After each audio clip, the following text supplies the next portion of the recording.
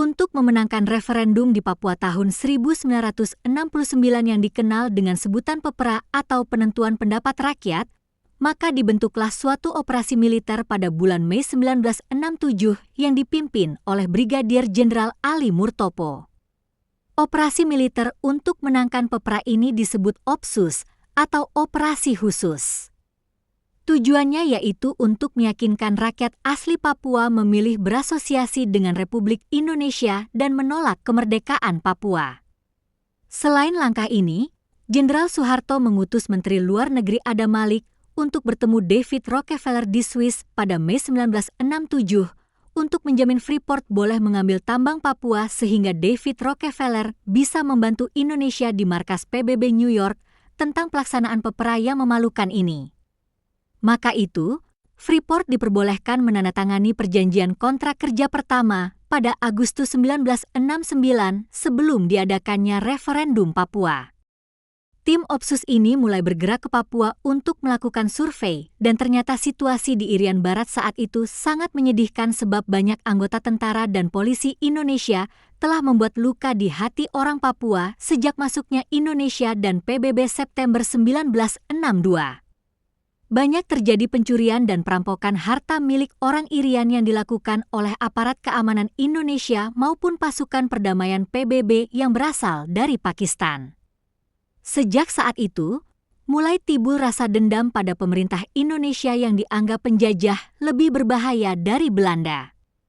Menurut Yusuf Wanandi yang sebagai pengawal Brigjen Ali Murtopo mengaku bahwa kita pasti kalah dalam referendum 1969 jika diberikan hak memilih kepada semua orang Papua. Oleh sebab itu, dibentuklah sebuah Dewan Musyawarah Penentuan Pendapat Rakyat yang dikenal dengan sebutan DMP. DMP ini dibentuk lewat konsultasi di Jayapura oleh beberapa orang saja, dan seharusnya Indonesia melakukan konsultasi dengan semua anggota dewan di seluruh tanah Papua tapi cuma di Jayapura saja. Maka itu, referendum ini dilakukan lewat perwakilan yang dibatasi oleh 1.026 orang, tetapi satu sakit gigi sehingga cuma 1.025 orang.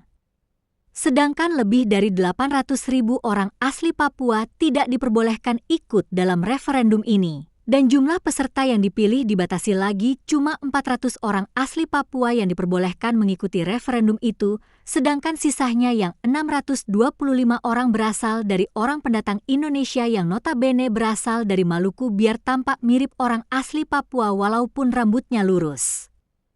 Ke-400 orang asli Papua itu dipilih oleh anggota OPSUS di bawah pimpinan Ali Murtopo. Mereka dibawa ke panpungan markas militer untuk ditatar dan dirayu, serta diintimidasi bahkan hingga dibunuh jika memilih untuk Papua merdeka.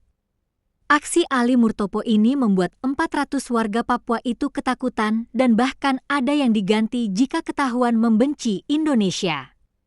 Hari demi hari mereka ini dibawa ke Jakarta untuk diberikan minuman keras dan bahkan prostitusi serta dibawa ke markas militer untuk shock terapi. Selama masa penampungan, perwakilan ini tidak diperbolehkan dikunjungi oleh pihak keluarga maupun teman dan kerabat dekat. Mereka terus didoktrin untuk menghafal kalimat yang sudah disiapkan agar dibacakan di hadapan perwakilan PBB Tuan Fernando Ortizan. Saat pelaksanaan PEPRA, mereka ini dibawa ke laut di atas kapal yang dijaga ketat aparat keamanan Indonesia lalu dikawal ketat menuju gedung pelaksanaan PEPRA. Warga asli Papua yang berjalan di dalam kota ditangkap dan dikurung dalam penampungan khusus agar tidak mendekati gedung PEPRA. Saat pelaksanaan PEPRA di Biak, ada seorang anak kecil membawa poster di depan utusan PBB Tuan Ortizan Fernando yang menyatakan bahwa referendum ini harusnya satu orang satu suara, one man one vote, tetapi sayangnya anak ini diamankan oleh pihak keamanan Indonesia. Usulan utusan Sekjen PBB Tuan Fernando Ortizan agar warga Papua di wilayah pesisir diberikan hak memilih semua sedangkan dari wilayah pegunungan bisa lewat perwakilan namun pemerintah Indonesia menolak usulan ini.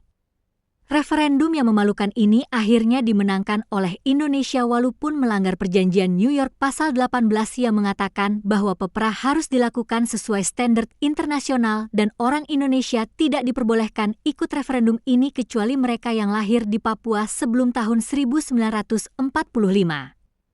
Anehnya dari 625 orang Indonesia itu, ternyata mereka ini baru masuk ke Papua tahun 1963.